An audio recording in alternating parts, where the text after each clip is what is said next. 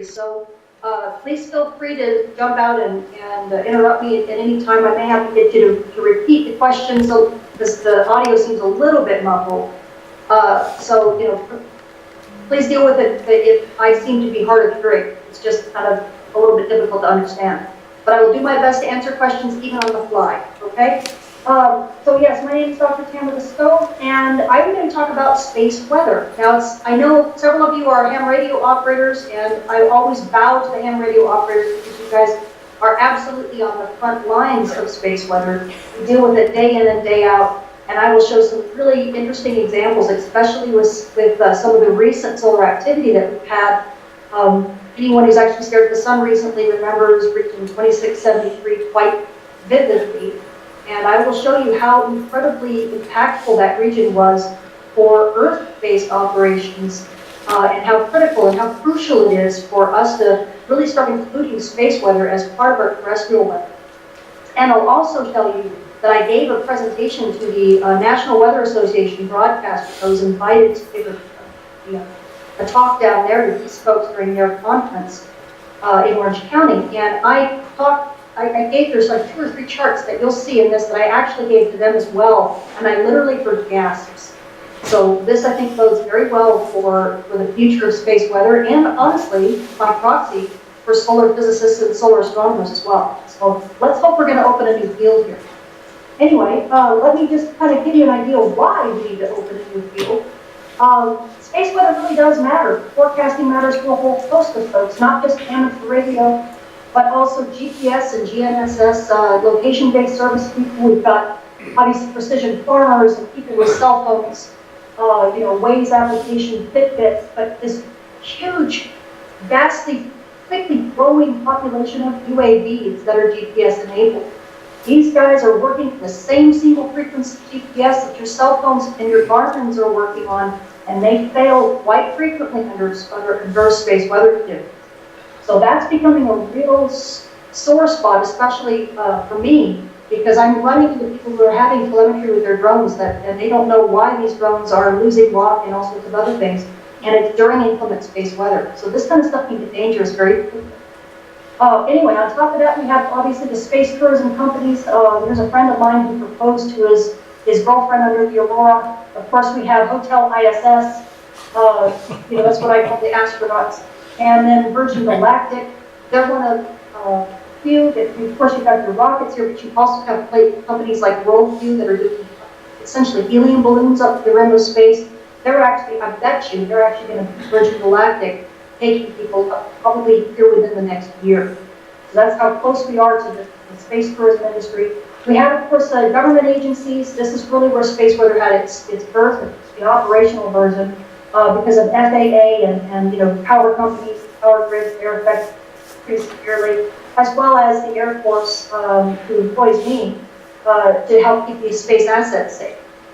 You have space weather enthusiasts, of course, as well as now we have new companies like Google and Apple who are now vying to create satellite constellations for the other 3 billion, that's what O3B stands for, the other 3 billion people in the world do not have internet yet. And they want to fly a constellation of satellites in one of the most hazardous environments that the space environment has to offer in terms of space weather. So all these people are becoming stakeholders of this new field that we really haven't even created yet. It's just on its infancy. Okay, so what is space weather? Well, essentially, space weather is a planet's interaction with its host star and surrounding space environment. But more generally, it can occur at planets, and moons, and comets, asteroids, pretty much any type of celestial body in the universe. We see just in our home system, we see aurora at planets like Jupiter and Saturn, Uranus and Mars. Recently, we've seen ultraviolet aurora at Mars. And here's a couple examples. You can see here's Saturn, here's gorgeous aurora here. The Jovian system has extremely complex aurora because of its moons. A lot of its moons are magnetized, so they themselves have their own aurora, and then their footprint actually maps back out on the Jovian's, you know, host planet. And so you have very complicated systems that are just dazzling to look at. We see effects like Ego, Europa, Ganymede, and Titan. Those are just a few of the moons that have beautiful aurora. But main effects of this, of all of this stuff, is sun drift, of course. There are other sources of space weather like cosmic rays and micrometeoroids and interstellar dust and space junk that man-made. All of that is also classified as space weather, but I won't get into that because the sun, by far and large, is the largest driver of space weather. So we'll focus on our star. So to talk about it a little bit, we already know, probably everybody in the room knows that it's a giant fusion reactor and is the main driver of space weather. There's some sunspots, for example, relative the size of the Earth. The energy output from the sun is in a whole bunch of different forms. You have electromagnetic radiation from X-rays, clear down to radio waves. Anyone who's now a ham radio operator understands that intimate. We also have slower stuff, solar wind plasma and magnetic fields. This is not electromagnetic light. Obviously, these are particles having finite mass, and so they move slowly. They're tied to magnetic fields because everything in space is charged. As soon as you charge something, it sees the magnetic field and it must obey. We have solar flares. We have energetic particles. These are relativistic particles, so nearly moving at the speed of light. I call them radiation storms. That's the kind of the non-technical vernacular I use for the layman. And then we have coronal mass ejections. These are the massive belches of plasma and magnetic field gases from off the sun that then, once they reach Earth, called solar storms, once they reach Earth, they wreak havoc in terms of creating the aurora and creating all sorts of other geomagnetic effects that really cause a lot of problems for our society. So because you see this many different types of phenomena, we really have to look at the sun in all sorts of different ways. And for those of you who are not familiar with space-based telescopes, you've probably seen the sun in about 20 different colors, here and there on the internet or in the news. And you wonder why. What are the scientists? Are they nuts? Are they just trying to color things like lollipops? I mean, why are they using all these pastel colors? Believe it or not, there's a reason. And it's because every single one of these frames, believe it or not, is actually a snapshot, a near snapshot at the same moment in time. They're just pieces apart. You wouldn't be able to tell that because it looks so radically different. The reason for that is that we're actually looking at the sun in different wavelengths, or if you like, different or a different frequency. This translates to a different temperature on the sun, which then also translates to a different altitude in the solar atmosphere, I should say. Really, basically from the surface of the sun all the way out to a high part solar atmosphere. So it's kind of like peeling layers of an onion. And the reason why we need to do this is because the different layers of the sun have different phenomena occurring. Right? You have down here, if we start from the coldest temperatures, you can actually see the surface of the sun. This is some white light. You can actually see sunspots. This is very similar to what you can see on a solar telescope. You move up a little bit higher in frequency, and now you see an image that looks like this, and you can start seeing more of the electrical activity. You can actually see what looks like lightning happening between these sunspots. It gives scientists a decent idea of how these things are interrelated, what magnetically. You move a little bit higher, this is now 304 angstroms, and you start getting into the transition region called the chromosphere. And now this is kind of the border between the solar surface and the atmosphere of the sun. And now you're beginning to see a lot of dynamic phenomena like coronal mass ejections, these big solar storms. You see that's all curled like that. That's because it's following that magnetic field. It's forced to be the magnetic field kind of jails this plasma. Moving a little higher, now at 211 angstroms, now it really becomes kind of tenuous. You can see this purple sun is much more the atmosphere. Now you can see dark things like coronal holes for the source of past wind.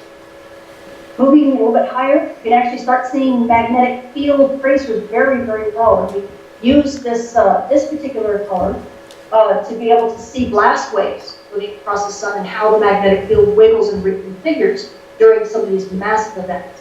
And then you move to some of the hotter temperatures, the highest frequencies. This is 131 angstroms, for example. You're beginning to see really hot parts of flares. So when you see a flare go off, you oftentimes will see it with the blue sun, because that's the best way to observe them, or one of the best.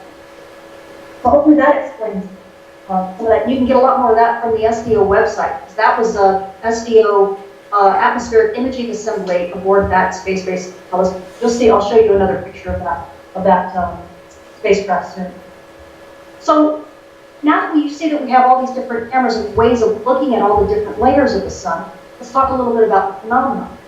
And for the quiet sun, we have things like solar wind, which basically is comprised of things like high-speed streams. You have fast wind and slow wind. And when they interact, you can get things like interplanetary shock waves. These actually do drive solar storms. But that's pretty much all the quiet sun really does. But once you get to an active sun, you get a lot more stuff going on. First of all, you get solar flares, and I'll show you give an example of a solar flare. See it, boom, right there. That sends off the electromagnetic radiation at, essentially X-rays, radio wave lengths. You can get radio bursts, you can get solar energetic particle storms. These are mainly protons and electrons that come off. That's the solar radiation I was talking about. And these particles travel near the speed of light. Obviously, if it's X-rays and radio bursts, they do. It takes about 8 minutes to reach Earth. The solar energetic particles take maybe about an hour-ish, sometimes longer, depending upon where on how the magnetic activity is. I won't go into detail about that unless you want to ask me a question. Just a little too intense for that. But the stuff from solar flares reaches Earth very, very quickly, and it can cause radio blackouts, for example, for radio and HF communications in general. And it can happen and last for several hours. Now, for coronal mass ejections, or also known as solar storms, these are much slower. There's a much more massive amount of plasma being released. Here's that event that I showed you before, that same one. That's the massive amount of stuff that's being released. And again, because the plasma is charged, it's forced to curl around the magnetic field and stay jailed like that. Now here is the sun. This is now the coronagraph. So now we're looking much further out into space. And what you're seeing, you can actually freeze this moving forward right about, whoops, like that.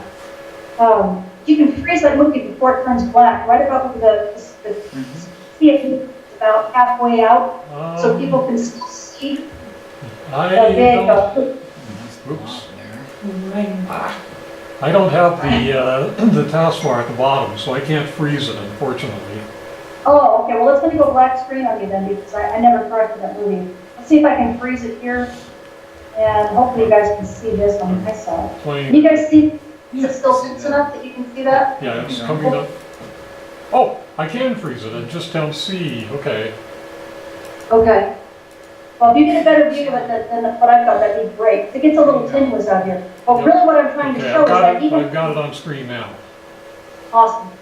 As this thing blows out through this chronograph, which is about 15 sun lengths out into space, it keeps this configuration because that magnetic field is still there. And so this structure, as it travels all the way out, will actually maintain a certain magnetic configuration that allows a scientist to kind of know something about this structure before it even reaches Earth. And we're hoping to use, if we can start predicting what that magnetic field structure is, we will get a much better chance of being able to predict what these structures are going to do when they hit Earth prior to them hitting. Right now, we have no way of predicting what the magnetic field is, the orientation of that field, which is critical is what the predictions. So as you can tell, we're still very much in infancy. So anyway, these structures move out. They drive very large shock waves in space, but they're much slower. They're about 1,500 kilometers a second, which is still fast, but it takes anywhere between 2 to about 5 days to reach Earth. And when these structures hit Earth, they can cause really large geomagnetic fields.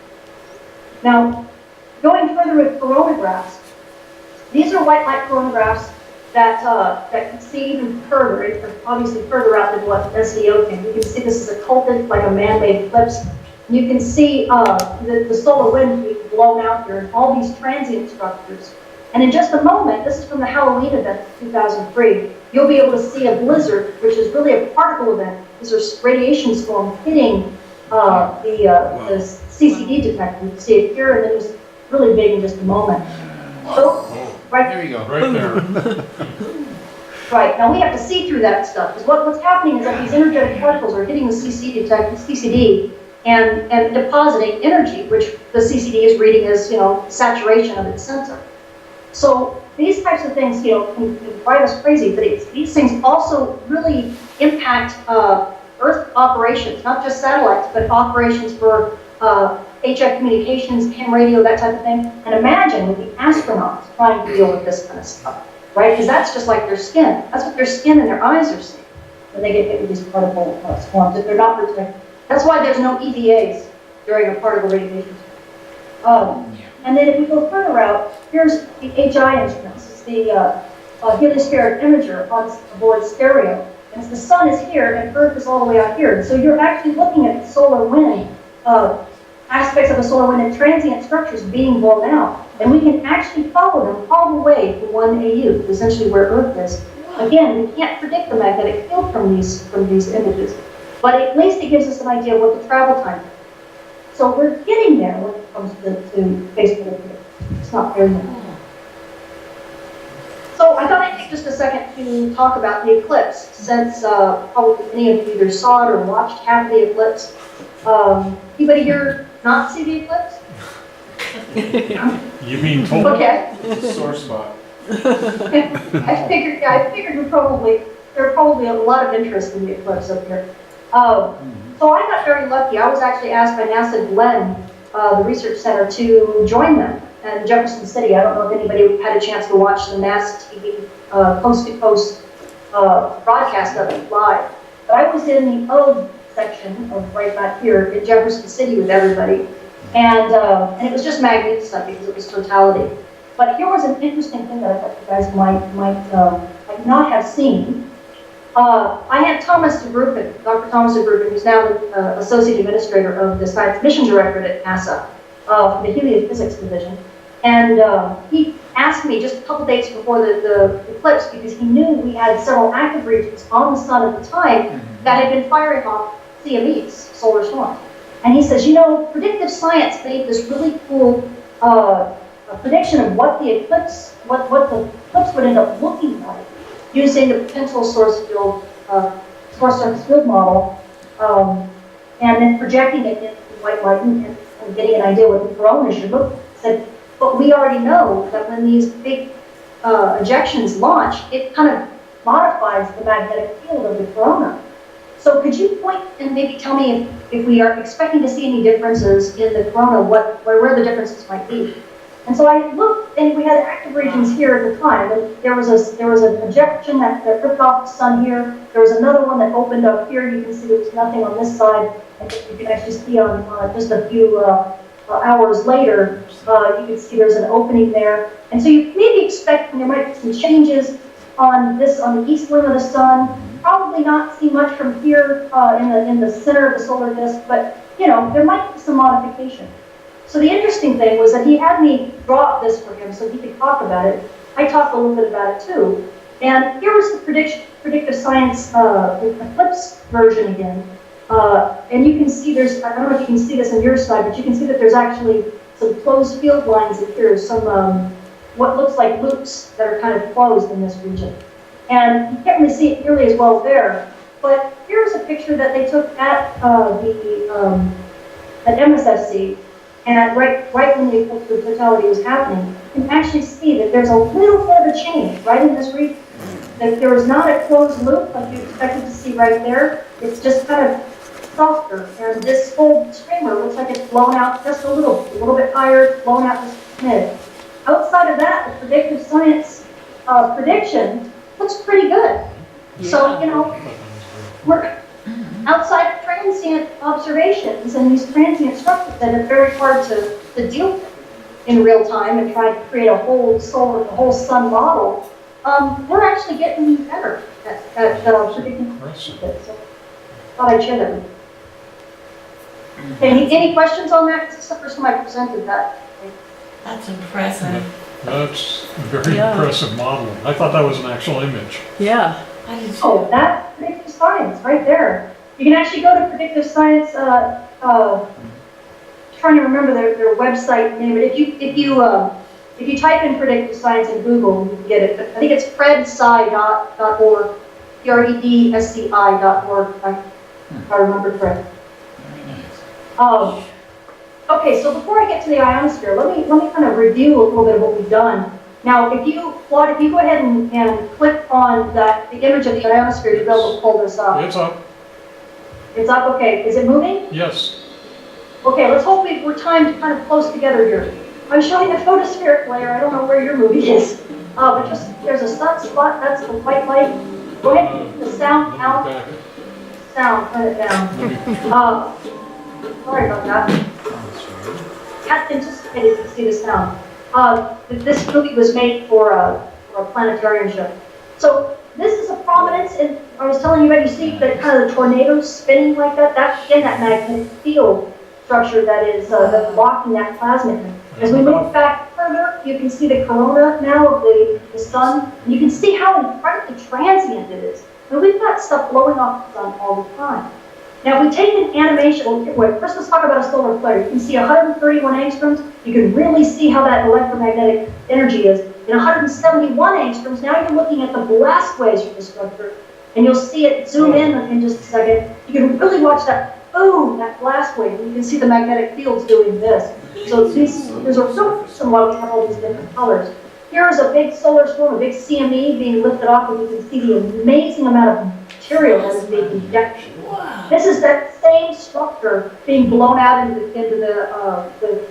the solar wind. Now we're going to look at an animation here that shows one of these structures as this big solar storm, as it goes from the sun, erupts from the sun, and hits the planets in the inner solar system. So first, let's talk about Venus. Now, Venus does not have its own intrinsic magnetic field. There's a lot of reasons for that, but we're going to talk about that here. So what happens is the storm just smacks right into Venus' atmosphere and just rips it off. But when you get to Earth, this storm hits Earth, you start seeing something different. The particles begin to be deflected. You see how they deflect around like that? The reason for that is because the same magnetic field that you read in your compass on the surface extends out into space. And as it extends out into space, it actually protects us. It's a dipole field, it's got a north pole and a south pole, and it wiggles, very wiggly. Now you take this springy kind of thing, and you put it into the solar wind like this, and what happens is that you get the front end compressing, and the back end elongating out like a comet tail. We call that the magnetotail. You can see the front end compressing like that. Wow. The back end is this magnetotail. Now when a solar storm hits it, it actually peels back the front layers and stretches out that tail, and injects particles in the tail. The tail then breaks, shoots things forward like a slingshot, and shoots particles both up to the North Pole and down to the South Pole, and creates the aurora. On top of that, it energizes everything in the middle in this big donut, which is the radiation belt, and causes really a lot of trouble for satellites because these particles get very energized. And you can get spacecraft charging, you can get radiation burnouts, you can get all sorts of things. And so it's very important for all sorts of different reasons. Why we need spacecraft like SDO. Here's SDO here, and bang, bang, bang, bang. You see the 4 cannons? Those are the 4 telescopes of the atmospheric imaging assembly. And this spacecraft sits in Earth orbit, and it sends down 8 bytes of data a day from space to be able to have us watch the sun 24/7. So hopefully, I give you a chance to cut that through count. I was about 3 seconds behind you, but I got it pretty well. Okay. Hopefully that wasn't too confusing. Actually, I think it worked well. It allowed us to, if there was an interesting thing that you were pointing at, it allowed enough time to catch it again by glancing at the big screen. That's great. That instant replay. Like that. Okay, so as you can see, once one of these storms actually hits Earth, there's a lot that goes on, not just in the space environment, then it also penetrates down into the upper atmosphere. Now, the upper atmosphere is really the ionosphere. That's the first part of the upper atmosphere. It's a charged plasma layer above the atmosphere comprised of basically ions and electrons. It's a plasma, just like it is on the sun. It would be neutral, but it gets charged from the exposure mainly to UV radiation from the sun. So immediately you can imagine the day side of the ionosphere is going to be very different from the night side. The reason for that is when the sun goes away, everything begins to recombine. So you don't have nearly the amount of charged layer on the night side that you have on the day side. And that causes some interesting effects for things like amateur radio propagation. How long does that recombination tend to take after sunset? Well, the interesting thing about sunset is that just like when you're on a mountain, when you see us, people often say, if you ever want to watch a sunset twice, watch it once on the ground and then climb a mountain and you'll be able to watch it again. It's because you go higher up in altitude, the sun, you can actually see the sun for a longer period of time. Anybody who sees that phenomenon when they're standing on the ground and the sun is already set, but they look up in the sky and they see an airplane flying 20,000 feet and they can see that the sun is still shining on that airplane. So that becomes an issue when it comes to recombination because different altitudes end up losing the sun at different times. So the recombination rates really get very dicey during what we call this gray line terminating region. And there's a lot of changes going on, and the chemistry changes because as you go up in altitude, of course, you change densities, you change molecular components. You don't have as much nitrogen, and then not as much oxygen, and then not as much hydrogen and helium. So all of the different chemistries that go on in atmospheric chemistry are extremely complicated, and adding that added dynamic of the solar UV makes it really difficult to calculate and understand. And I don't even think ionospheric physicists understand it completely. It's part of the reason why it's such a vibrant field. I hope that answered your question. Sorry about that. Okay, so anyway, the charged nature facilitates the radio propagation, as I just discussed. And then the solar phenomena, like these solar storms, can affect the ionosphere in even more dramatic ways. If I go to the next part. So here's some whether audible interference. And I can go through this and we can listen to the stuff, but we don't necessarily need to. If we're running short on time, we can do this afterwards. Would that be more preferable? This is kind of just a fun chart. I think we got time. Yeah. You have time? Okay. So here's some fun stuff about space weather, and anybody who's a ham radio operator might actually recognize some of these sounds. I've placed these two charts up here, these two graphs up here, just so especially for amateur radio operators, so you can see, here's the frequency in megahertz. Obviously, amateur radio is down in this lower area from about 200 on down to 300 on down, if I recall, and so you can see when you get a radio burst like this, I forget if this is, someone probably could tell me if this is type 2 or type 3, I remember. It might be both. Any radio astronomers in the group? No? Okay. But I can say anything then. Because I forget, I'm so sorry. It's so hard, when there's so many different fields that you have to kind of cross. It's hard to kind of keep it all in mind, and I'm not a radio astronomer by any stretch. But from the solar radio burst, you definitely get HF, basically all the bands, broadband interference. But here's the funny thing. This, about 1.67 gigahertz, which is right about here, this is where GPS lies. So you got 1.67, like 1.71 for L1 and L2, for those of you who want to know. That is those civil frequencies that are used for GPS. And as you can see, this particular radio burst easily goes up that. So basically anything that the amateur radio is dealing with, GPS is also dealing with. So you guys can keep that in mind, because oftentimes people don't realize how susceptible GPS is to the same radio bursts that HF communication is susceptible to. And here's a little bit closer look of a slightly different burst, but that's much more intense and very quick. It dies away. Not all of them die away then. So here's what a solar flare, Claude, maybe you should play it, because it's probably not going to come through for me. So if you want to play that solar flare, just by clicking the speaker, then you have to the sound of it. Okay, I've got it playing.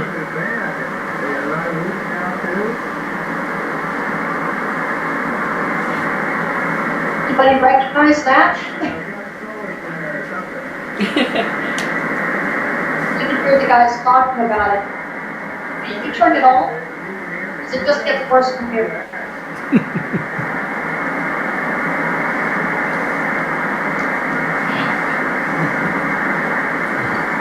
Still going. Yeah, it may go for a long time. So It's done. It's done. Did it let you stop? Okay, good. I didn't know if it was gonna get you in trouble.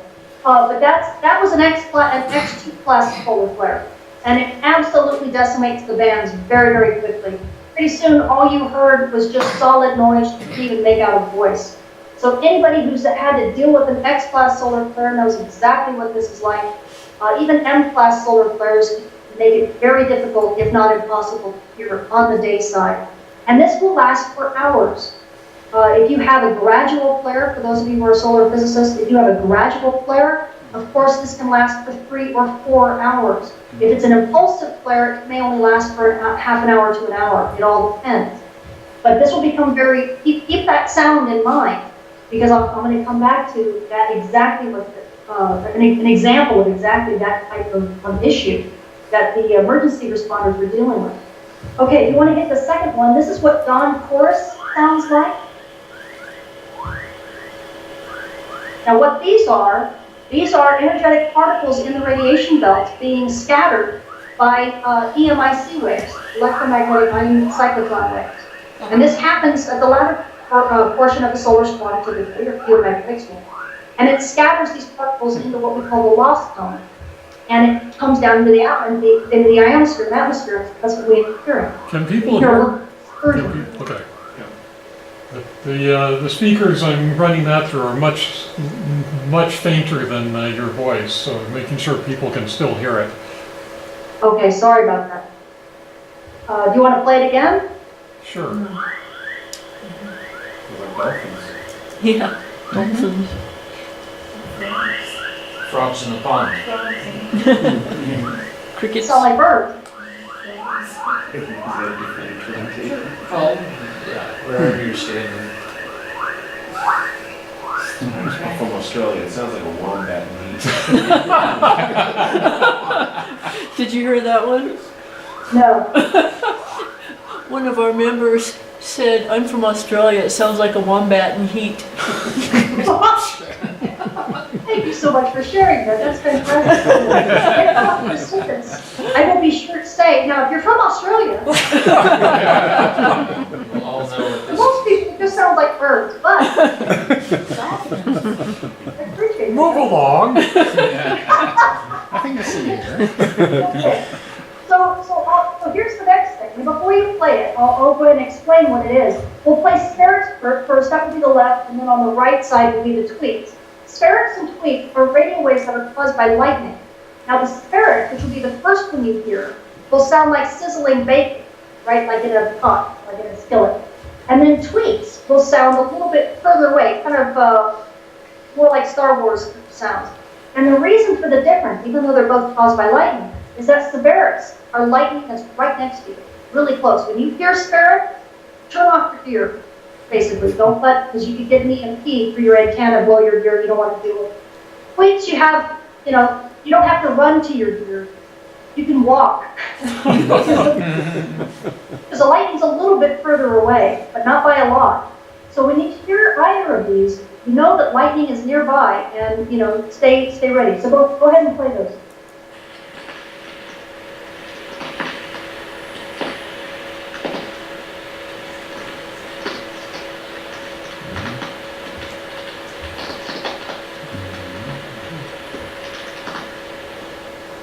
Sounds like you need to replace the capacitor.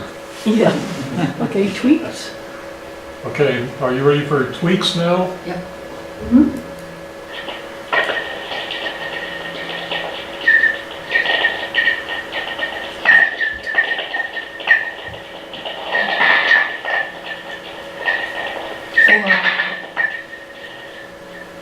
Has anybody ever heard those? Any amateur radio operators ever heard those on the bands before?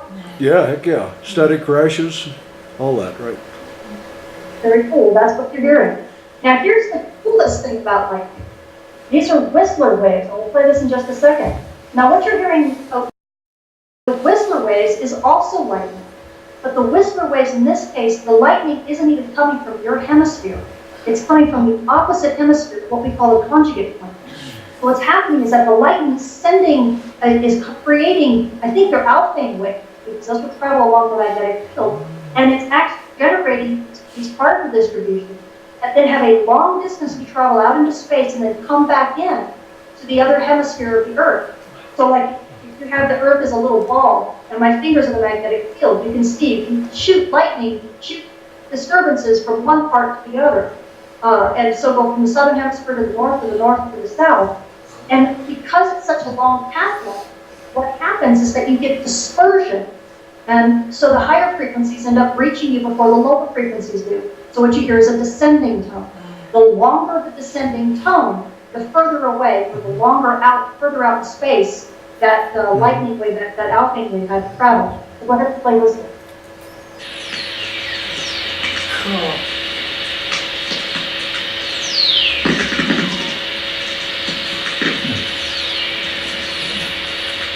One path. Whoa. That's cool. Now the nice thing about that is if you hear whispers, you don't have to walk away from your ear. You're not going to get hit by lightning.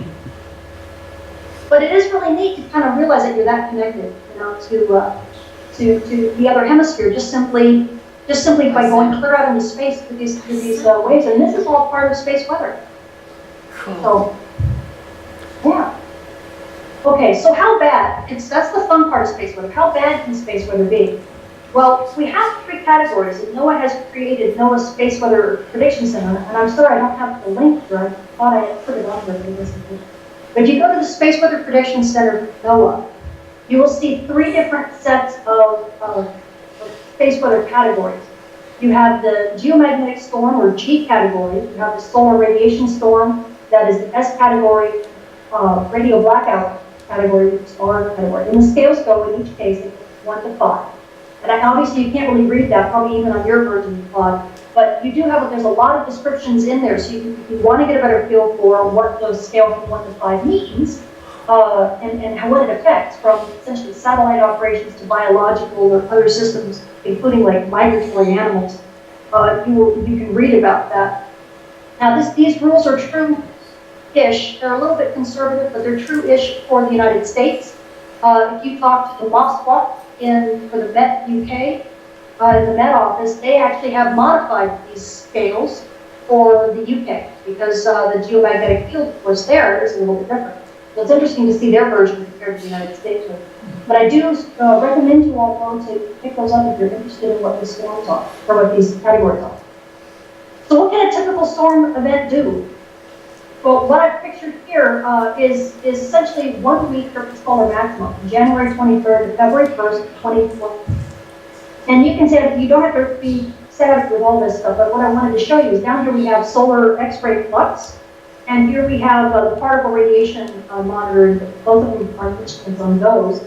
And you can see here, there's a big M-class flare, M8.7. You've got a bunch of little tiny flares in here, and then you have an X-class flare. This is an X2. And you remember that X2 sound that occurred with the light, so you can imagine what that sounded like from radio off it. But you can see, this is not that long a period of time, it's only about 7 days. And again, with the particle radiation storm, you have not just one at what we call this case, the S3 level, but 2 of them. And they're both almost at the S3 level. So you have 2 flares that are at the R2 to R3 level, and 2 radiation storms that are at the S3 level. Remember, the scales only go to 5.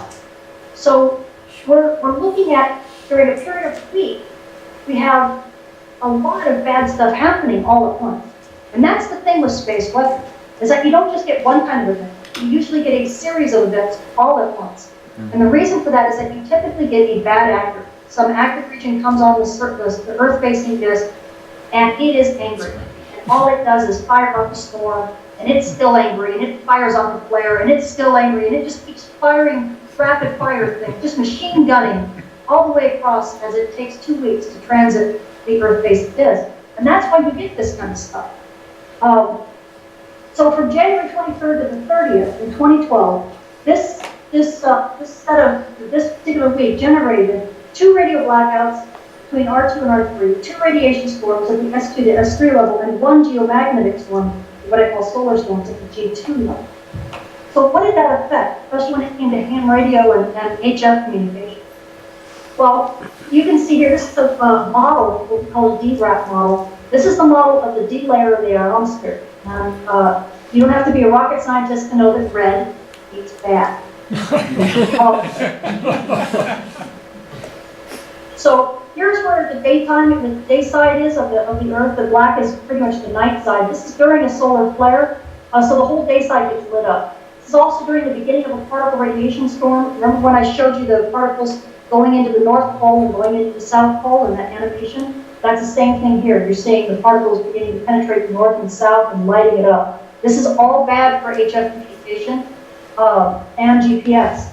And as a matter of fact, the FAA Radio Communication Center reported that the Central East Pacific and the Central West Pacific regions were impacted severely by solar activity between 1830 Zulu time and 1930 Zulu time, the 27th of January, due to the R3 solar flare radio blackout. 13 requests were received from air traffic control for overdue position reports. Does anybody know what that means? This is NOAA's report, but They were lost. Missing planes. they lost 13 commercial aircraft. They couldn't talk to them. And again, solar physicists in the room, gradual flare, an X-class flare versus an impulsive one. This was a gradual flare. They could be lost for hours upon hours, right? And now that we're beginning to fly over polar routes to save gas, right now they're being susceptible, much more susceptible to these particle radiation storms. As a matter of fact, here it was a few days later, when that S3 radiation storm, here it is a few days later, just absolutely lighting up the poles. So you're insinuating that not only could the air traffic not be able to report in their position, but at the same time, they could be losing their GPS signal. And Yeah. They lost. so, yeah. Don't hang up your inertial navigation system. And they do. And as a matter of fact, it's common practice in Sweden to ground planes when there is a geomagnetic storm or when there's a solar radiation storm. Wow. They just do it as common practice many times simply because they know there's a problem. I've talked to Alaskan pilots who also do the same thing. They know that with their little private planes, let's just not fly. Anybody who is at really high latitudes, they're savvy to space weather, irrespective of whether it makes the evening news or not, because they know. They encounter it so much. As a matter of fact, I think it was November or December. Does anyone remember a few years ago when the Copenhagen airport had to shut down? You guys remember that?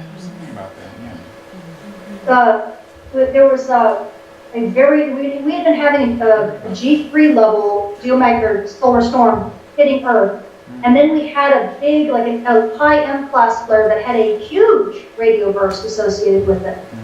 And they lost GPS, they lost their GNSS signal, even their high precision WAS signal, so they couldn't land planes. They absolutely couldn't land them for 2 hours. They didn't know what to do. So they had to shut everything down, and it impacted all sorts of air traffic for Europe, because so many flights were routed to Copenhagen. They couldn't do anything about it. And that was just a few years ago, and it happened absolutely during the geomagnetic storm plus the solar flare. It was just too much. And that's the problem with these things, is that you don't just get one, you get barraged by this stuff. In this case here, with this S3 solar storm, or radiation storm, we had a major airline report that said, quote, some of our polar flights, but not all, have reported HF/COM outages issues over the past 3 nights. And they're all reported to NOAA. Now, NOAA already sent out at an M5 flare level. NOAA already sends out alerts to the FAA. Fortunately, I have a lot of pilot friends. They tell me they never get them. They don't receive them. So the FAA gets them and probably round files them or maybe distributes them, but somewhere along the line they get lost because somebody says space weather. What's space weather? But it's really Good luck. okay. So here's communication disruptions. You just saw that again, and I just can't stress enough. Signal disruptions for GPS are extremely important, not just to FAA aircraft, but also to farm this upcoming drone industry that's absolutely exploding. Here's an example done by, I don't think anyone knows Anthea, Dr. Anthea Costner from MIT. She works extensively with GPS databases, ground databases, and GPS is just incredibly extensive. And she does some analysis to show, this was a storm back in 2001 of April 11th. And this is the GPS position error during that period of time. And you can see it doesn't just always affect high latitudes. During the beginning of these storms, you get huge low and mid-latitude disturbance, geomagnetic disturbance, that can throw GPS off by tens if not hundreds of meters. So these, and it's both, I mean, it becomes a huge issue. But this is also for civilian frequencies. Again, the military is a little bit different because they have corrections. But for civil GPS and single frequency GPS, like what we have on our cell phones, like what we have on our drones, we're in trouble. For precision GPS, it's a problem because they lose lock. Anybody who, you guys know this as solar astronomers, the simulation, trying to look at, twinkle, twinkle, little star. Getting through the atmosphere is impossible. There's so much simulation, it causes distortion and blurriness and all that kind of stuff. Well, these GPS signals go through the same type of simulation. Problem is, of course, when the signal like that scintillates, the receivers can't pick it up. They can't hang on to it because it keeps distorting or, fixing and all of this other stuff. You get too much amplitude modulation and all that other thing. And so it causes it to lose lock, and they've got to look for another satellite to get a hold of to try to reacquire the position. So, this becomes a bigger deal. Now, I'll go over this. I know I'm spending too much time, so I'll go over this reasonably quickly. This is a super solar storm event. This is what we call one of our standard handles of this spacecraft design. This is the March 1989 event. This was an X-15 flare followed by a solar storm. Some of the problems caused was that weather satellites lost images for hours. The space shuttle Discovery 2 sensor failed. We had 6 million people without power for 9 hours. This was the Hydro-Quebec incident. It caused the Toronto stock market to close. And we had brilliant aurora as far as Texas and Florida. We actually saw aurora from Tucson on that one. Yeah. Oh, you saw? Excellent, excellent. I was actually up on Kip Peak. Teresa was down at our house down in Tucson. I was on 2 meters trying to tell her which way to look for the aurora. Every time it lit up, we lost the band and couldn't communicate on, even though it was line of sight. It was very frustrating. I bet. That's insane. That is very cool. What I always tell ham radio operators though is, you can't get too frustrated if you work aurora and if you work the bands, because when you can no longer do ham radio, then just step outside and watch the aurora. And when the aurora disappears, go back and get all the bands again. She told me all she kept hearing was, "There it is, look to the..." Did you see it? Did you see it? I can see that being extremely frustrating, yes. I know of people who that's all they do though is they work aurora on 6 meters, even on I forget one of the other long wavelengths they look for aurora and do some really cool stuff like 160 meters or something like that. I don't know enough about ham radio yet, so I can't. Yeah, we were up on VHF, so I didn't realize that it would even become opaque to VHF, 144 megahertz. Yes, believe it or not, it does. I've actually had people on AM VHF tell me that they had problems with these storms are massive. As a matter of fact, just recently we had a G4 level storm, and they saw aurora clear down the Pace in Arizona. So, not quite Tucson, but anyway. And this is during a low activity cycle. We're not supposed to be seeing aurora except down to like ice. But in actuality, we see aurora a lot further south and more frequently than most people realize. So, I'm not, all this is very interesting. Of course, we've got melted transformers, but this is a DoD weather satellite. And it was a daytime satellite. It was supposed to be looking at weather, and the aurora lit it up so the sensors so intensely that it absolutely saturated the instrument. Wow. It tells you how bright this was. Wow. So now let's get to something really real. We can talk about the Carrington event, talk about the standard handles all day long, but let's talk about something. Talk about how the relevancy of this.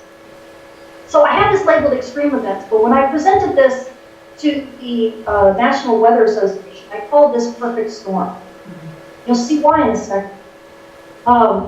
Anybody who's looked at this, anybody who has been looking at the sun recently remembers active region 2673 that popped up on the radar looking reasonably benign, but within 3 days became something that looked hellish.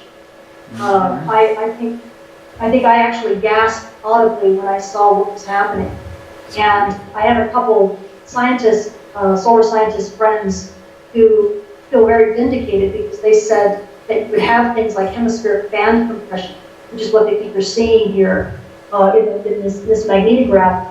You don't need to know that you know what all this is, other than it's just magnetic field and the direction going in and out of the plane of the page. And what you're looking at, in this case, red is one direction and blue is another direction. And the last thing you want with magnetic field anywhere, but especially on the sun, is to have two oppositely directed magnetic field lines coming really close to each other.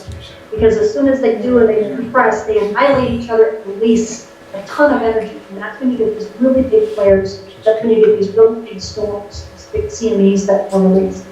So we went from basically on like the 3rd of September or 5th of September from a very simple configuration with a blue point one direction and red pointing another to something a few days later that was red, blue, red, like somebody layering a cake and squishing it together.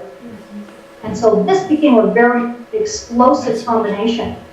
And sure enough, it absolutely shattered, and I'll show you in a second what it actually did. Well, this was all beginning to form shortly after Harvey devastated Texas. I took this off a CNN website. This is a gentleman here. I hid his face just to multiple respect. This poor guy is in Rockport, Texas, and he was talking about. I mean, this guy was just lost. He was looking for his dad. His dad's home was destroyed. He had no idea where his family was, and the cell phone towers were out. There was no power. He didn't know what he was going to do or how he was going to find his family. And as you can see, he's talking. You guys recognize what that is? That's a satellite. And this is the first time he was able to talk to his dad. Now this happened on the 3rd, right when this thing was just beginning to form, so no big flares yet. But this is what Texas did. And this is what they were dealing with. They were going to be without power for weeks. But I tell you, when Irma hit Florida, I had gotten reports from the Red Cross that said, well, our satellite phones aren't working the way they should. We think it must be Hurricane Irma affecting the upper atmosphere somehow. And I just didn't know how to tell them that they were so wrong and that there was nothing that they could do. And it wasn't going to be over necessarily even when Tamitha left the scene, because so. But that region, 2673, in a single week, September 3rd to September 10th, well, for X-class flares and an R3 to R4 level blackout, launched 20-plus M-class flares at R2 level blackout. Okay, this is like 23 solar flares or M-class flares. So we're talking close to 30 huge flares, radio blackout level flares in a week. It launched 2 solar radiation storms at an S2 to S3 level. Remember, scale's only for the 5. And 2 geomagnetic storms at the G4 level. Again, scales only go 5. So what do when you've got hurricanes and a Mexico earthquake that has taken out your infrastructure, it's taken out your power grids, it's taken out your cell phone towers, and now you have an active region that's taken out all of your backup communication systems, your satellite, your HF radio. What do? This is why I call it the perfect storm. And this is when it went very quiet on the floor of the National Weather System. This thing was so bad that even on September 10th, as this region was occulted behind the sun's west limb, wasn't even in view anymore. This thing let off a flare so big that even occulted was an 8.2, an X 8.2. Okay, this thing let off the X 9.3, which is the biggest of this cycle. And when it launched this 8.2, it also launched a coronal mass ejection, a big solar storm. And we actually, back at Earth, got hit by the shock wave of that storm. And if that doesn't impress you, let me just give you an analogy. It's as if I turned my back to you and fired a gun that way, and it hit you. Whoop, as I pull this camera off. But seriously, can you imagine having someone fire a gun? If I can line that back up a bit. Someone firing a gun behind you and having it turn around and hit you. And that's how massive the storm was. And you can see here, here's an example. We had a huge solar radiation storm in progress. Here's one of the big X flares. Here's the radio blackout levels. You can see there was an M-class flare. This is only 24 hours. So you had an M-class flare and then a big X-class flare within 12 hours of each other. I mean, we were sitting at basically radio blackout levels all the time. So you couldn't do anything on your radio. It was constantly blacked out. Same thing with radiation storms. As soon as one died down, the other one hit. And this was over again that week. And that's what this region did. So this is what the spots look like. You just hit the space bar quad. This is the skies over New York. But we had aurora down to Kentucky. We had aurora in Arkansas. We had aurora in Iowa. It was seen, there's a couple other places that Oklahoma, I mean, I'm just trying to think of the places far south. South Carolina, even seen in South Carolina. This is what Brazilian TV signals look like. I don't know if anyone's read Spanish. This is no satellite de transmisión, interferencia solar. So even down in Brazil, in the south, below the equator, we were having major issues. And this is what the CW, the reverse beacon network, showing basically no CW signals in the United States during that big X-class flare on September 10th. You can see a bunch of signals here in the UK at the gray line. But everywhere there was daylight, absolutely. And if you click on this, you can watch a video, and you'll have to stop it. And you see all the signals, this is all the ham radio signals at different frequencies, the colors at different frequencies. Watch. You'll see them all disappear across the United States. See, look at that. Wow. Nothing. You know where where Irma was? Right here. Barreling down on the Florida Keys. No ham radio. So this was the slide, this was the whole thing that really drove it home for the National Weather Association, that they're missing out by not covering when there's inclement space weather during these types of disasters. You have all of your natural infrastructure, all your high-tech infrastructure, and now all your backup communications on too. What do? And you still have Red Cross emergency responders scratching their heads, not knowing why they can't get through with their satellite. And meanwhile, Region 2673 just continues its relentless barrage. And then one last thing, whoops, press the space bar one more time. I'll tell you, it's kind of sad when America doesn't get it right, but the Russians do. I had a Russian documentary person contact me, and I was like, why are you, they said, you're an expert in space weather and solar, we want to interview you. And I said, well, why? They said, well, we're Ren TV. And I said, so I looked it up on YouTube and just on the internet, found out that it's a state-run television like BBC with Russia. And I clicked on this one video that was up on YouTube because it was recent, it was about Harvey and Irma, and they showed the sun. I thought, well, that's interesting, let me take a look at it. I can't tell you how loudly I gasped when I saw my own likeness. They took my video right off of YouTube. I don't know if you can read this, but here's my name in Russian. There you are. I've never seen my name in Russian. I now know what it looks like. And they clipped part of the video where I was talking about the emergency responders. This was the video I did during 2673, and I was trying to do my best to really keep those emergency responders aware of what was going on. They literally let me talk for like 2 or 3 seconds, and then the Russian translator came. And I heard everything being said in Russian. So, cool and laughable, but also tragic. Because where's American TV doing this? You know, it's not that I want my face all over American TV. We need local people. Where's the people in Florida? Where are the local space weather experts? You know, being asked to step up and talk about these conditions so that the emergency responders know what to do. Know that they should need to talk on the night side instead of the day side. You know, there's a lot more that, as you can tell, there's a lot more that needs to be done. So quickly, really, when I say that there's a lot more that needs to be done, it's because space weather is so much in its infancy. You know, I really call it a return to the 60s, and you'll understand why in just a second. We have space weather prediction centers. They've been developed mainly as a response to things like superstorm models that and exactly like Hurricane Harvey and you know what was going on during Hurricane Harvey, Region 2073 and the like. Models that predict solar field CME transit, magnetospheric responses. The magnetosphere again is the Earth's magnetic shield. This gives us solar storm alerts. We can do radio blackouts and solar radiation storms, which give us FAA alerts.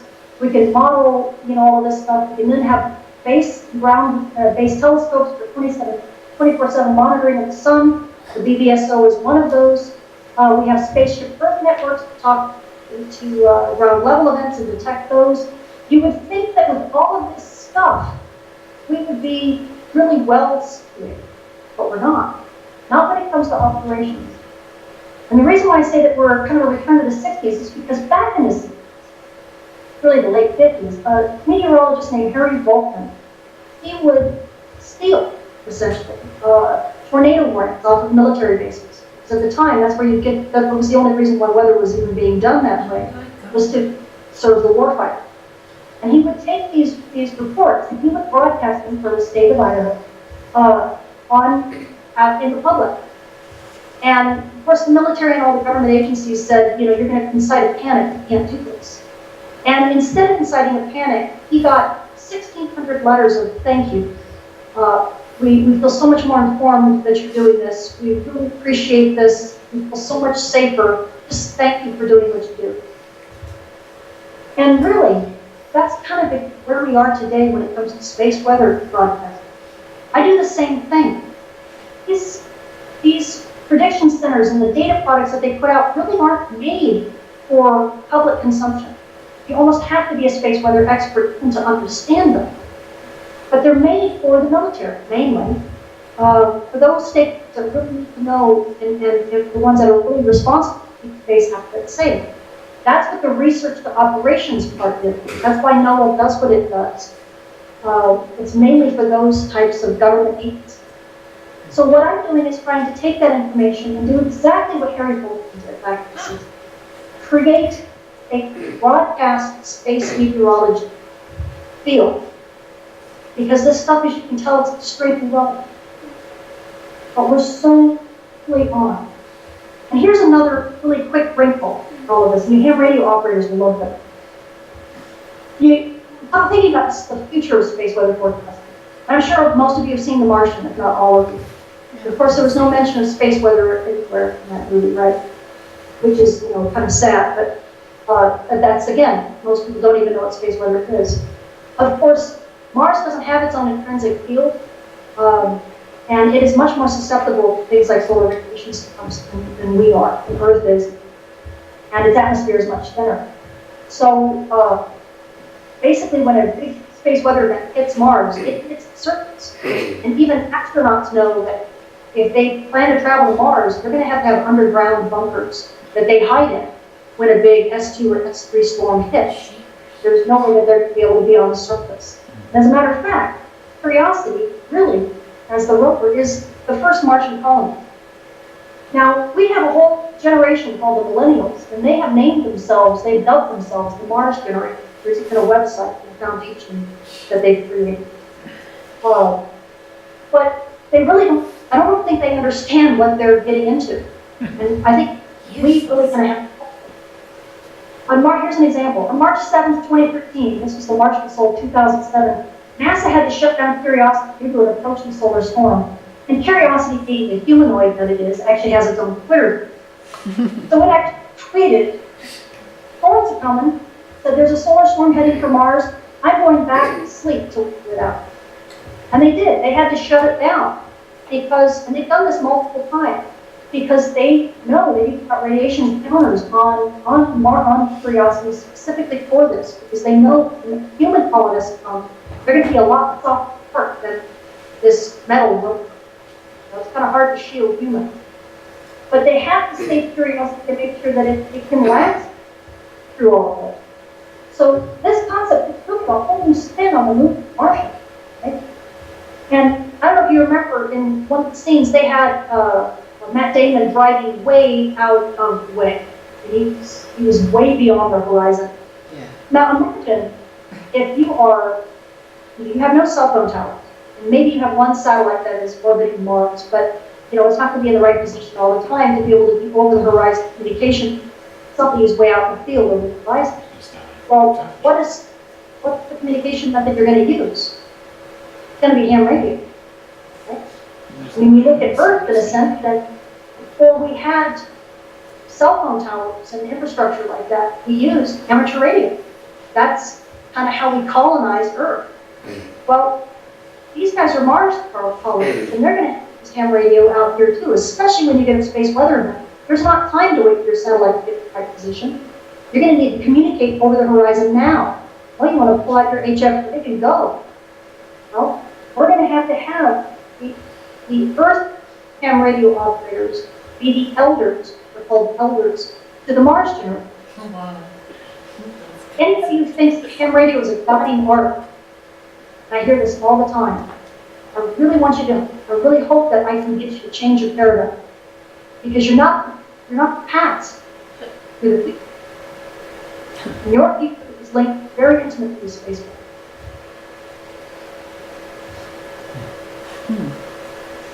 Because our future, honestly, relies on space, right? I mean, our reliance on space is advancing. We've got Google cars, we've got Amazon Air. I'll tell you a very story of Amazon Air's drones. It's a drone facility in Scotland. That's not a really wise place to be. They have a report all the time there.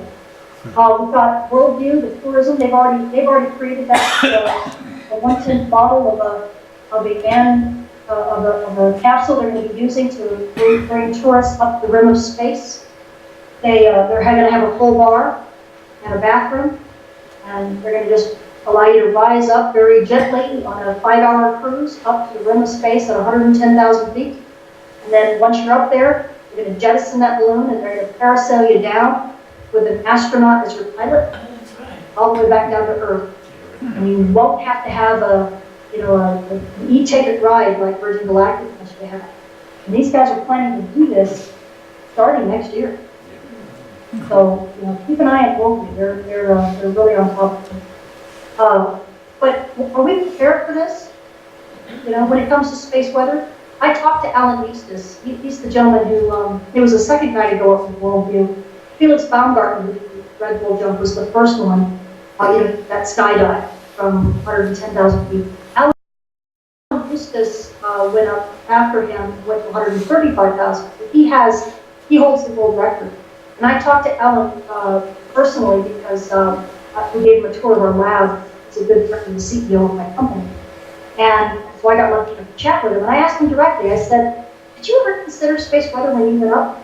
And he looked at me and he said, no, should I have? I said, no, luckily you're okay. It was the space weather was good that day. But think about it. If you're going to go up, wouldn't you love to go up when there's a aurora? Wouldn't you love to go up and you can see the aurora basically all around you? To be surrounded by it. Now, that would be fantastic. But I wouldn't want to go up when there's a solar radiation storm. Because now you're getting like astronaut doses. You're getting like 5 CAT scans. That doesn't sound like a good summer vacation story to me. So we need space weather for this because this is just right around the corner. So if I ask the question, are we prepared? I think it's very clear. The answer is no, not even close. But we really need to be. And you guys at BBVAS and radio operators all are really sitting right at the forefront of it. And I'm hoping that we can together raise awareness of what space weather is and how relevant it is in Antwerp. So if you don't catch me, if you catch me at spaceweatherwoman.com, look for my weekly videos. I just did a forecast video, released it today. You can look hopefully on YouTube or on Twitter. I'm also Space Weather Woman on Facebook, and you can contact me at Gmail, spaceweatherwoman.com, for any questions you have. But please, and spread the awareness of space weather. It's just so for growing system. Thank you.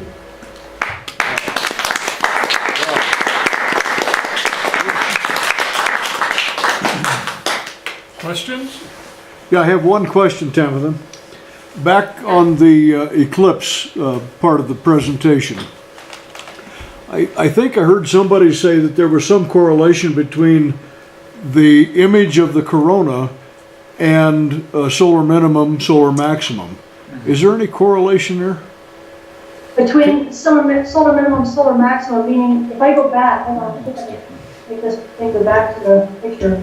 It was way back there, so Yeah. thought that during this last total eclipse that the gentleman thought that he could tell whether there was a solar minimum or not by looking at the shape of the corona. To some degree, yes. When you're at solar maximum, the sun is what we call a kind of a multipolar sun. Solar maximum is just a mess. The solar polar field is reversing, and you don't really have the dipole component of the field. So what takes over are the smaller components, the higher order components. So the quadrupole field takes over, the octupole field takes over. You'll end up getting eruptions from the poles, basically, during solar maximum. And the streamers, the chromal streamers, really aren't near the equator so much at all. As we begin to calm down towards solar minimum, things get a lot more ordered. The dipole field reconfigures, it becomes much more dominant. So in general, you'll get streamers that are much more equatorial, but we have to be careful because we're not talking necessarily geographically equatorial. You have to look at the magnetic field because everything is dominated by the magnetic field. And the magnetic field equator kind of looks a little bit like a ballerina skirt, especially during the declining phase of the solar cycle, but even as you get to the minimum, it's a little bit tilted. So that, and as you rotate the sun, that's kind of like rotating this ballerina skirt, it kind of almost looks like it undulates just a little bit. So if this looks, as you can see, this looks a lot closer to a solar minimum than, let's say, a solar maximum, because you kind of do have something that's reasonably equatorial, but there's a tilt. You can see there's a bit of a tilt. The magnetic equator isn't quite aligned. It isn't quite, But that's what happens, is that if you think of the sun almost as a lava lamp, and I'm sorry for you solar physicists, you're probably groaning. Oh, what is she saying? Okay.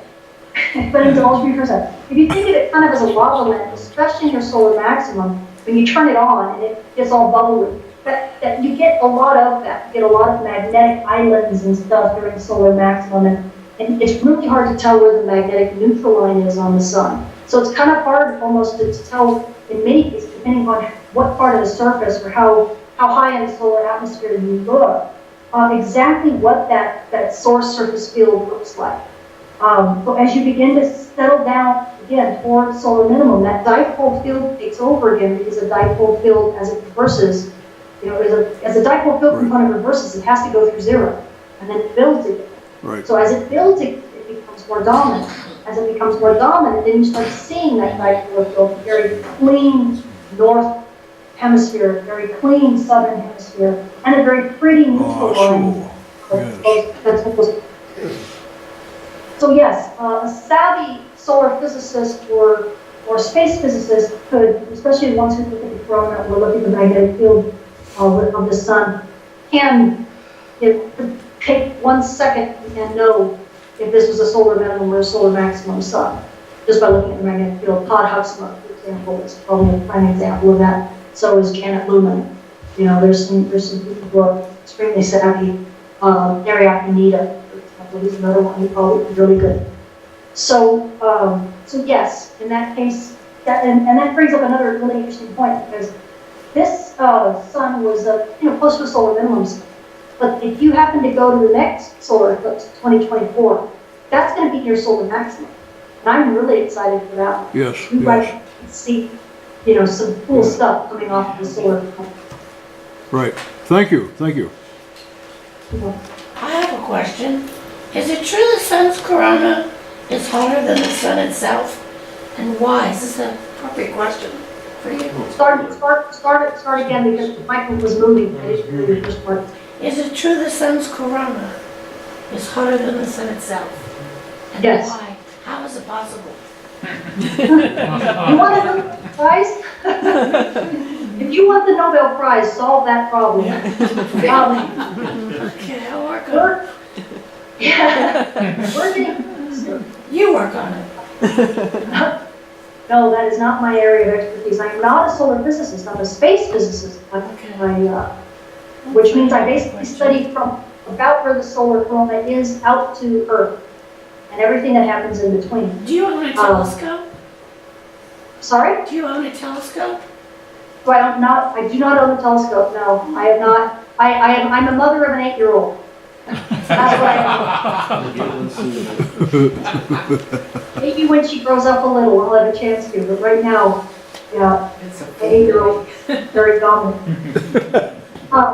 But as far as that question is concerned, there's been a lot of research into areas like Alfvén waves, little mini microflares down in the low corona, heating up by these different reconnection eruptions and things like that, causing a lot of energizing of the solar atmosphere and releasing a lot of energy. There's also even out the solar wind as they look at the electron straw, because there's a straw component of the solar wind, a super thermal component that they think might have something to do with the heating.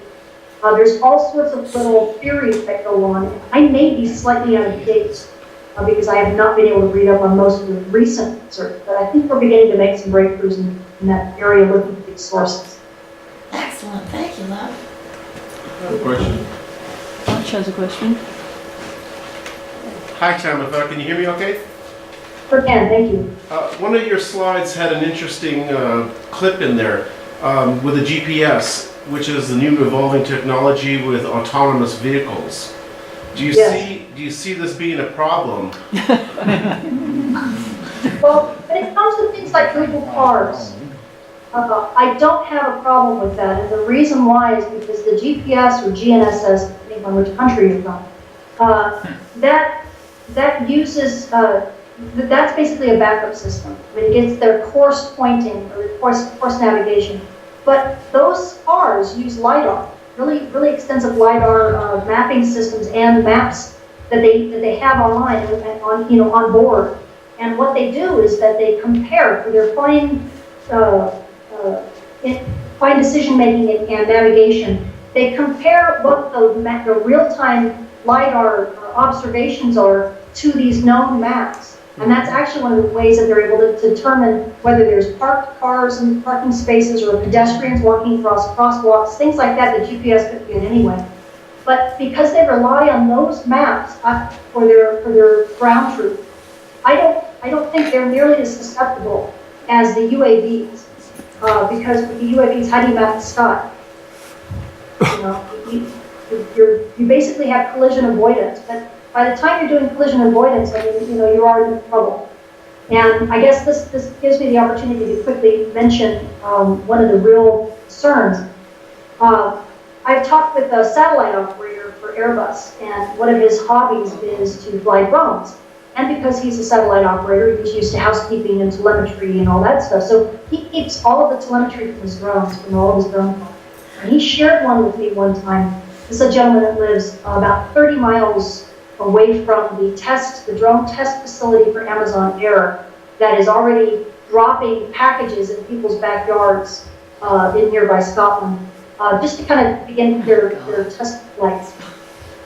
And this gentleman showed a flight from a drone that he was flying on the night of, I think it was Mother's Day storm back in 2016, I believe it was.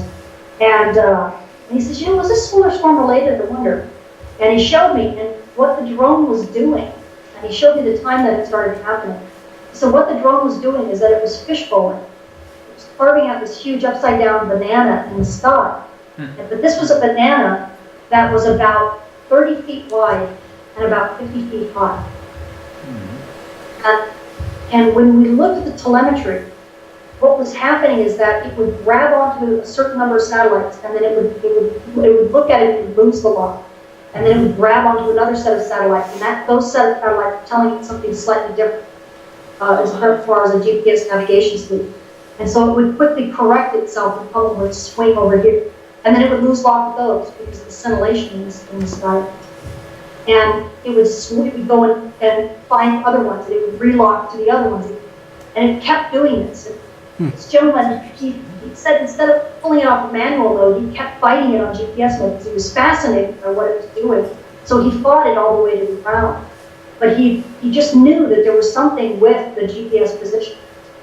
And one of the things that we know, not just, scintillation doesn't just cause things to do phase amplitude modulation and stuff like that. What we also get are refractory conditions. So you can have a GPS signal that, just like a pencil in water, it will bend as it hits that interface. So you get these different conductivity layers in the ionosphere, especially due to the World Cup, for example, which was all over the skies at that time at this location. And what happens is that you basically have a GPS position solution where, because your receiver thinks that it's a straight line solution, that your satellite is there, but in actuality the satellite's way over there. So what means is that the drone thinks, instead of being here, thinks it's way over there. And so that may have been part of this fishbowl, is it was trying to recalibrate where the position was relative to satellites that it was able to lock and lose. Boy. And I don't know, but would you want something like that dropping a package in your backyard? One other question for you, Tamitha. Somewhere in your early part of your presentation, you mentioned almost parenthetically about the military. Does the military have a different way around this problem? Yes, yes. And we do too, as civilians. We can use L1 and L2, we just don't. The neat thing about the ionosphere is that, and the neat thing about ionospheric physics is that if you have a single receiver, and it's a smart receiver that takes two signals, if you know what the frequency of those signals are, then, and those signals are traveling through the same patch of atmosphere with the same conductivity changes or densities, TEC, total electron content is really what they worry about. So you're looking at if they're traveling through the same thing, then they will shift. Those two frequencies will shift differently. But that relative shift is, well, if you do the right mathematics, the relative shift between them will tell you the correction you need to make. It'll tell you what the TC is, and then you correct. So doing dual frequency GPS is worlds above doing single frequency GPS. But to this day, it's so much cheaper to do single frequency GPS. All our cell phones are single frequency. You don't, it takes a lot more money and a lot more computing power, and who needs it, right? So it's not thoughtful. I'd hate to be on a battleship not knowing exactly where that rocket is going to go. Right? Well, yeah. Well, that's it's also into some areas that obviously I can't talk about. But this is one of the reasons why why space weather is so critical for the warfighter. Why the military is one of the leaders in terms of being a stakeholder for space weather. Sure. We don't even the military doesn't completely understand it, but they're not going to tell you to what degree they do and they don't, and what mitigating procedures they have in place. Mm-hmm. Very good. Cool. Yeah. Don't our cell phones triangulate on Wi-Fi in developed areas? Couldn't drones? Hard to hear you. I could be mistaken, but don't our cell phones, our smartphones triangulate on Wi-Fi signals as well in the area if there are any Wi-Fi signals, and couldn't drones do that? Well, cell phones can do that very easily because they're on the ground. But if you're 500 feet in the air, if the cell phone towers point down, they don't point up. So that becomes a problem. You know, anybody who's accidentally forgotten to turn off their cell phone while taking off in an airplane, I've never done that. Very quickly realize how high you can get off the ground before your cell phone signal goes away. That's not very far. So these drones, you know, they fly. People are supposed to fly with them with visual range. I mean, that's the law with the FAA, but I mean, I can point just go to YouTube. You can see thousands upon thousands of videos of people who don't follow that rule at all. And they're flying drones thousands of feet in the air. So they very quickly lose any connectivity with those cell phone towers. I have another question. With your understanding, is there any plans in civilian and military to mitigate solar storms, get on different frequencies? Or are we pretty much stuck on these frequencies? Well, you know, the neat thing about all the different frequencies is that you can basically dial in a frequency for whatever weather phenomenon you want to avoid. The higher frequencies, of course, can avoid certain things to do with space weather, but then they start becoming opaque to cloud layers and rain, and water vapor. So, you know, you've kind of got this trade-off between you want to have transparency through terrestrial weather or transparency with space weather. There's nothing that really wins the battle all the time. And I've come across a lot of users. I was actually at the Met Office in January of this past year for a user. I guess it was a very interesting meeting. It was a workshop for the Moss Walk to try to figure out what the user community needed. And the mix of people was very fascinating. Satellite operators to, believe it or not, IT companies who have to worry about big power outages because, you know, they've got all this cloud storage. So some of the questions that we got from the civilian side, especially TV broadcasters and satellite broadcasters, were questions about, well, can we figure out that when the weather is bad to switch to a certain frequency, and then if it goes bad a different way, switch to a different frequency? Because a lot of these satellites now have that ability that they can transmit and receive on multiple bands. If people just knows which band to tune them to. And I dare say that at least on the civilian side, that's not even a glimmer in Swipsy's eye, let alone at the Moss Walk today. No one thinks about this. So it's a great question. It's just way too advanced. As a matter of fact, I talked to some very savvy people at the Space Weather Prediction Center, and honestly, these guys are scientists. They've become operational space weather forecasters, but their niche is very small. You know, space weather, solar science, and magnetospheric science, and ionospheric science, you can get a PhD in any one of those fields. So the idea that you would know everything from sun to mud is, you know, it's basically insanity. As I sit here trying to do what I do, you know, I come up short in terms of count, but I definitely am getting a feel for, you know, where the gaps are, and we really need to figure out how to change them. Thank you. Good. Anything else? Well, let's thank you, Tamitha, once again. And